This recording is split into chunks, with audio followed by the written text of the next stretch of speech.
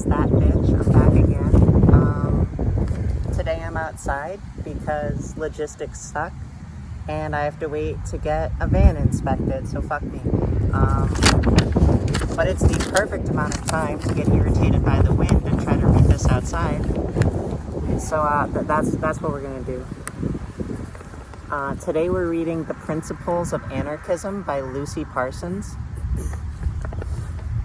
It starts, "Comrades and friends, I think I cannot open my address more appropriately than by stating my experience and my long connection with the reform movement. It was during the Great Railroad Strike of 1877 that I first became interested in what is known as the labor question. I then thought, as many thousands of earnest, sincere people think, that the aggregate power operating in human society, known as the government, could be made an instrument in the hands of the oppressed to alleviate their suffering. But a closer study of the origin, history, and tendency of governments convinced me that this was a mistake.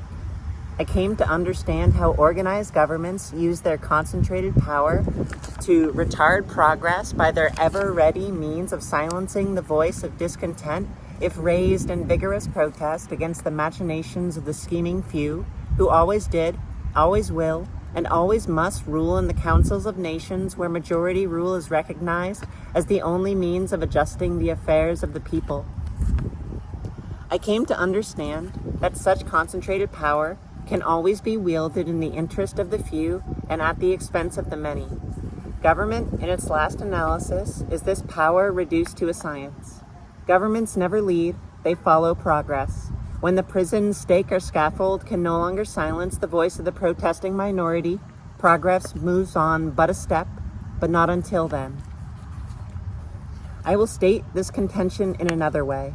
I learned by close study that it made no difference what fair promises a political party out of power might make to the people in order to secure their confidence. When once securely established in controls of the affairs of society, that they were, after all, but human, with all the human attributes of the politician. Among these are, first, to remain in power at all hazards, if not individually, then those holding essentially the same views as the administration must be kept in control. Second, in order to keep in power, it is necessary to build up a powerful machine, one strong enough to crush all opposition and silence all vigorous murmurs of discontent, or the party machine might be smashed and the party thereby lose control. When I came to realize the faults, failings, shortcomings, aspirations, and ambitions of fallible man, I concluded that it would not be the safest, nor the best policy for society as a whole, to entrust the management of all its affairs, with all their manifold deviations and ramifications, in the hands of the finite man, to be managed by the party which happened to come into power, and therefore was the majority power. Nor did it then, nor does it now, make one particle of difference to me what a party, out of power, may promise. It does not tend to allay my fears of a party, when entrenched and securely seated in power, might do to crush opposition and silence the voice of the minority, and thus retard the onward step of progress.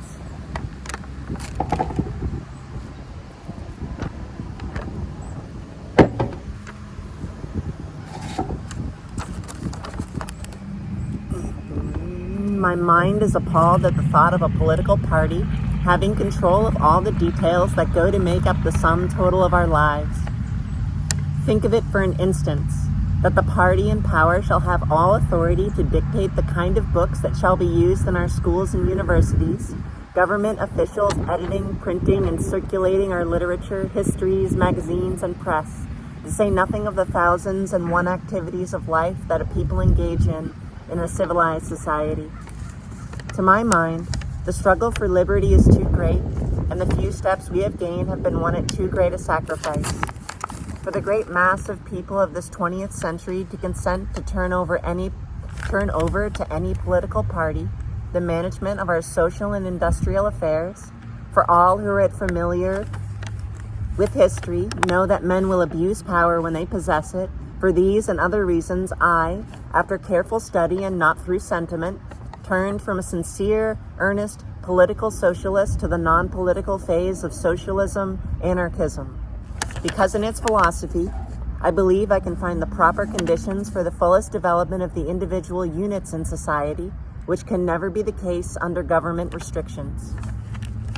The philosophy of anarchism is included in the word liberty, yet it is comprehensive enough to include all things that are conducive to progress. No barriers whatever to human progression, to thought, or investigation are placed by anarchism.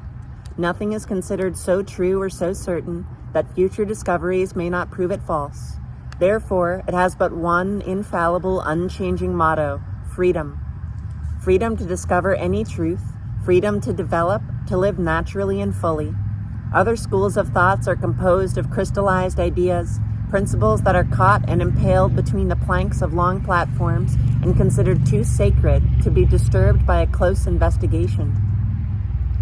In all other issues, there is always a limit, some imaginary boundary line beyond which the searching mind dare not penetrate, lest some pet idea melt into a myth.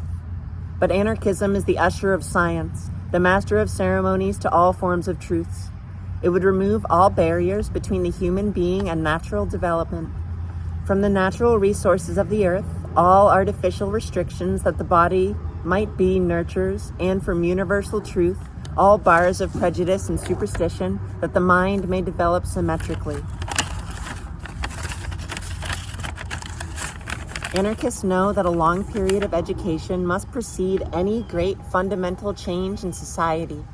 Hence, they do not believe in vote begging nor political campaigns, but rather in the development of self-thinking individuals.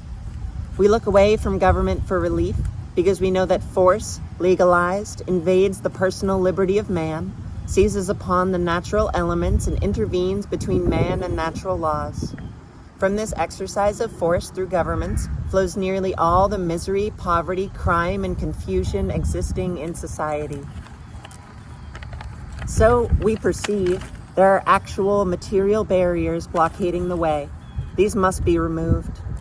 If we could hope they would melt away or be voted against or prayed into nothingness, we would not be content to wait and vote and pray, but they are like great frowning rocks towering above us in a land of freedom.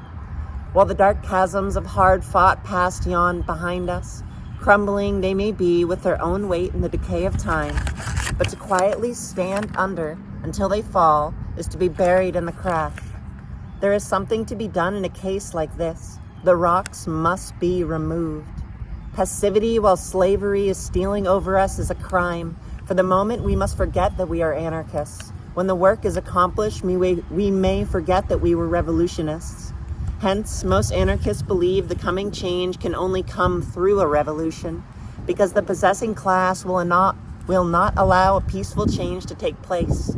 Still, we are willing to work for peace at any price, except at the price of liberty.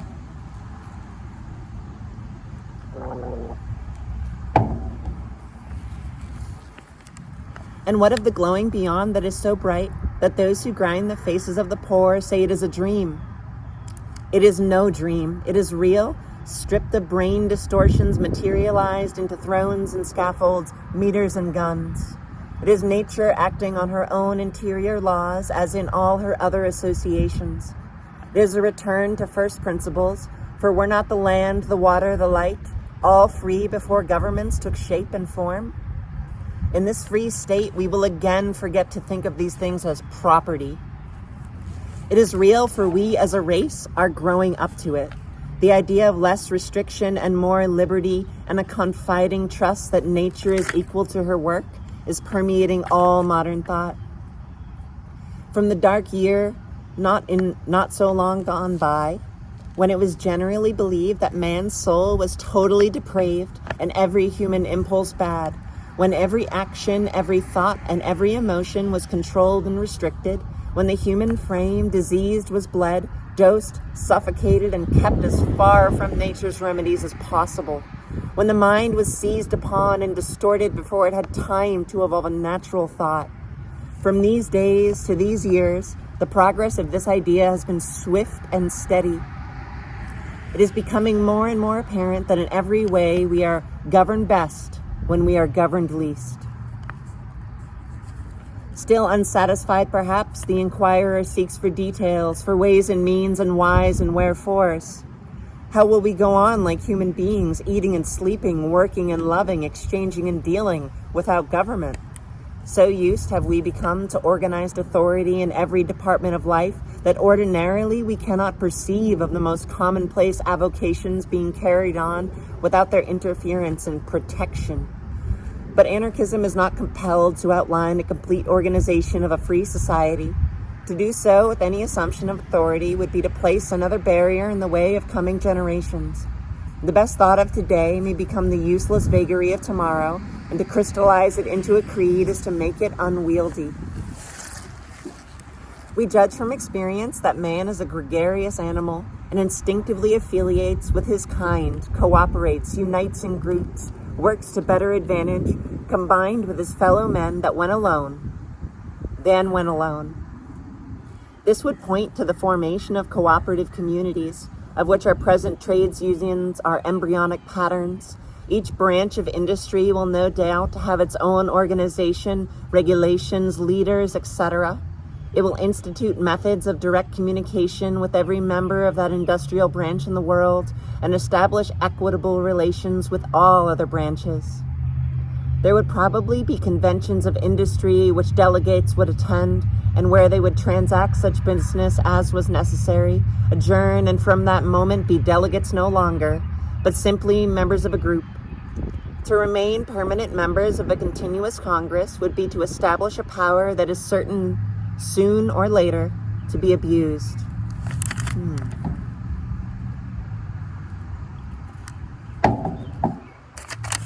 No great central power like a Congress consisting of men who know nothing of their constituents' trades, interests, rights, or duties would be over the various organizations or groups, nor would they employ sheriffs, policemen, courts, or jailers to enforce the conclusions arrived at while in session.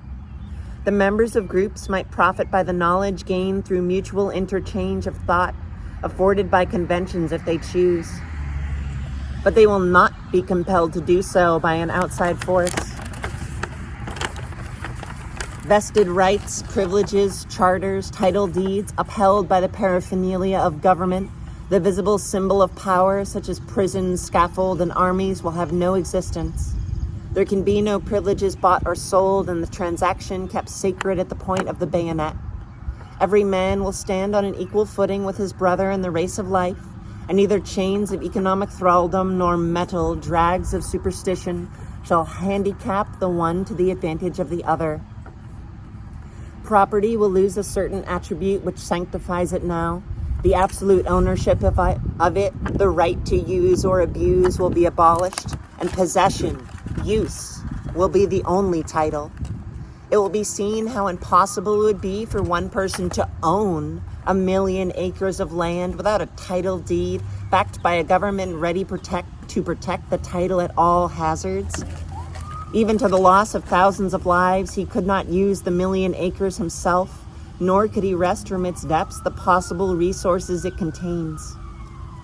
People have become so used to seeing the evidences of authority on every hand that most of them honestly believe that they would go utterly to the bad if it were not for the policeman's club or the soldier's bayonet. But the anarchist says, remove these evidence of brute force and let man feel the revivifying influence of self-responsibility and self-control, and see how we will respond to these better influences. The belief in a literal place of torment has nearly melted away, and instead the direct results predicted, we have a higher and truer standard of manhood and womanhood. People do not care to go to the bad when they find they can as well not. Individuals are unconscious of their own motives in doing good while acting out their natures according to their surroundings and conditions. They still believe they are being kept in the right path by some outside power, some restraint thrown around them by church or state.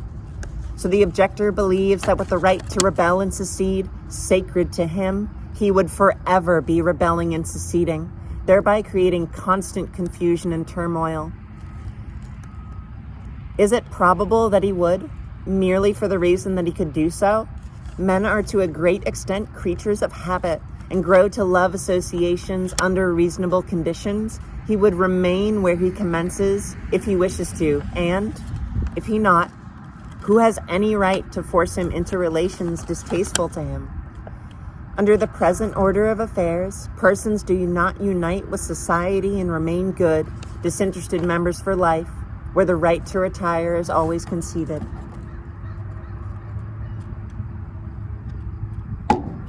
What we anarchists contend for is a larger opportunity to develop the units in society, that mankind may possess the right as a sound being to develop that which is broadest, noblest, highest, and best, unhandicapped by any centralized authority, where he shall have to wait for his permits to be signed, sealed, approved, and handed down to him before he can engage in the active pursuits of life with his fellow beings. We know that after all, as we grow more enlightened under this larger liberty, we will grow to care less and less at the exact distribution of material wealth, which, in our greed-nurtured senses, seems now so impossible to think upon carelessly. The men and women of loftier intellects, in the present, think not so much of the riches to be gained by their efforts, as of the good they can do for their fellow creatures. There is an innate spring of healthy action then in every human being who has not been crushed and pinched by poverty and drudgery from before his birth, that impels him onward and upward. He cannot be idle. If he would, it is as natural for him to develop, expand, and use the powers within him when not repressed, as it is for the rose to bloom in the sunlight and fling its fragrance on the passing breeze. Fucking jump cut because I had to go back to the mechanic to get the thing done. All right. The grandest works of the past were never performed for the sake of money. Who can measure the worth of a Shakespeare, an Angelo, or Beethoven in dollars and cents? Agassiz said he had no time to make money. There were higher and better objects in life than that. And so will it be when humanity is once relieved from the pressing fears of starvation, want, and slavery. It will be concerned less and less about the ownership of vast accumulations of wealth. Such possessions would be put an annoyance and trouble. When 2 or 3 or 4 hours a day of easy, of healthful labor will produce all the comforts and luxuries one can use, the opportunity to labor is never denied. People will become indifferent as to who owns the wealth they do not need. Wealth will be below par, and it will be found that men and women will not accept it for pay or be bribed by it to do that which they would not do willingly and naturally do without it. Some higher incentive must, and will, supersede the greed for gold, the involuntary aspiration born in man to make the most of oneself, to be loved and appreciated by one's fellow beings, to, quote, make the world better for having lived in it, unquote, will urge him on the nobler deeds than ever did the sordid and selfish incentive of material gain has done. Late 1800s, early 1900s writers, the English is different. If, in the present chaotic and shameful struggle of existence, when organized society offers a premium on greed, cruelty, and deceit, men can be found who stand aloof and almost alone in their determination to work for good rather than gold, who suffer want and persecution rather than desert principle, who can bravely walk to the scaffold for the good they can do humanity. And what may we expect from men when freed from the grinding necessity of selling the better part of ourselves for bread? The terrible conditions under which labor is performed, the awful alternative if one does not prostitute talent and morals in service of mammon, and the power acquired with the wealth obtained by ever so unjust means, combine to make the conception of free and voluntary labor almost an impossible one. And yet, there are examples of this principle even now. In a well-bred family, each person has certain duties which are performed cheerfully and are not measured out and paid for according to some predetermined standard. When the united members sit down to the well-filled table, the stronger do not scramble to get the most, while the weakest do without, or gather greedily around them more food than they can possibly consume. Each patiently and politely awaits his turn to be served and leaves what he does not want. He is certain that when again hungry, plenty of good food will be provided. This principle can be extended to include all society when people are civilized enough to wish it. Again, the utter impossibility of awarding to each an exact return for the amount of labor performed will render absolute communism a necessity sooner or later. The land and all it contains, without which labor cannot be exerted, belong to no one man, but to all alike. The inventions and discoveries of the past are the common inheritance of the coming generations. And when a man takes the tree that nature furnished free and fashions it into a useful article, or a machine perfected and bequeathed to him by many past generations, who is to determine what portion is his and his alone? Primitive man would have been a weak fashioning a rude resemblance to the article with his clumsy tools, where the modern worker has occupied an hour. The finished article is of far more real value than the rude one made long ago, and yet the primitive man toiled the longest and hardest. Who can determine the exact justice? What is each one's due? There must come a time when we will cease trying. The earth is so bountiful, so generous. Man's brain is so active, his hands so restless, that wealth will spring like magic, ready for the use of the world's inhabitants. Will we become as much ashamed to quarrel over its possession as we are now to squabble over the food spread before us on a loaded table? But all this, the objector urges, is very beautiful in the far-off future when we become angels, but it would not do now to abolish governments and legal restraints. People are not prepared for it. This is a question. We have seen in reading history that wherever an old-time restriction has been removed, the people have not abused their newer liberty. Once it was considered necessary to compel men to save their souls with the aid of governmental scaffolds, church racks, and stakes. Until the foundation of the American Republic, it was considered absolutely essential that governments should second the efforts of the church in forcing people to attend the means of grace. And yet it is found that the standard of morals among the masses is raised, since they are left free to pray as they see fit, or not at all if they prefer it. It was believed that chattel slaves would not work if the overseer and whip were removed. They are so much more a source of profit now that ex-slave owners would not return to the old system if they could. So many able writers have shown that the unjust institutions which work so much misery and suffering to the masses have their root in governments and owe their whole existence to the power derived from government.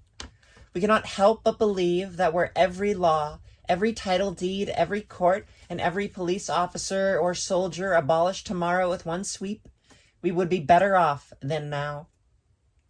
The actual material things that man needs would still exist. His strength and skill would remain, and his instinctive social inclinations would retain their force, the resources of life made free to all people, that they would need no force but that of society and the opinion of fellow beings to keep them moral and upright. Freed from the systems that made him wretched before, he is not likely to make himself more wretched for the lack of them. Much more is contained in the thought that conditions make man what he is, and not the laws and penalties paid for his guidance, than is supposed by careless observation. We have laws, jails, courts, armies, guns, and armories enough to make saints of us all, if they were the true preventatives of crime. But we know they do not prevent crime, that wickedness and depravity exist in spite of them, nay, increase as the struggle between classes grows fiercer, wealth greater and more powerful, and poverty more gaunt and desperate. To the governing class, the anarchists say, "Gentlemen, we ask no privilege, we propose no restriction, nor, on the other hand, will we permit it. We have no shackles to propose, we seek emancipation from shackles. We ask no legislative sanction, for cooperation asks only for a free field and no favors. Neither will we permit their interference. It asserts that in freedom of the social unit lies the freedom of the social state. It asserts that in freedom to possess and utilize soil lie social happiness and progress and the death of rent. It asserts that order can only exist where liberty prevails and that progress leads and never follows order. It asserts, finally, that this emancipation will inaugurate liberty, equality, and fraternity, that the existing industrial system has outgrown its usefulness. If it ever had any, I believe, admitted by all who have given serious thought to this phase of social conditions. The manifestations of discontent now loom upon every sideshow that society is conducted on wrong principles and that something has got to be done or the wage class will sink into a slavery worse than the feudal serf. I say to the wage class, think clearly and act quickly, or you are lost. Strike not for a few cents more an hour, because the price of living will be raised farther still, but strike for all you earn. Be content with nothing less.